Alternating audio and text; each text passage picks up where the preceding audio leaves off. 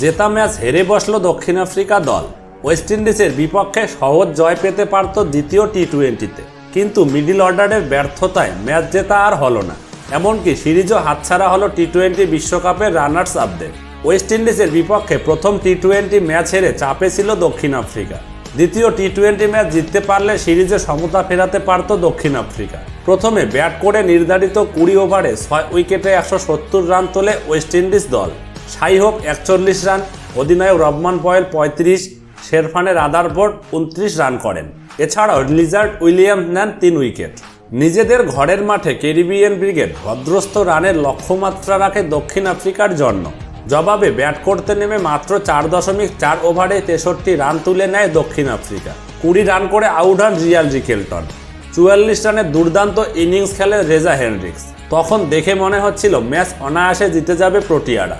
এইডিন মাকরাম মাত্র 9 বলে 19 রানের ধৈর্যশীল ইনিংস খেললেও 28 রান যোগ করেন ট্রিস্টান স্টাফস। তবে নিজেদের উপর চাপ বাড়িয়ে ফেলেন ভ্যান্ডার রুসোরা। অতিরিক্ত বল অপচয় করে ফেললে মিডল অর্ডারের উপর চাপ পড়ে যায়। সেই চাপ কাটাতে না পড়ে পরপর উইকেট হারিয়ে ম্যাচ হাতছাড়া করে দক্ষিণ আফ্রিকা।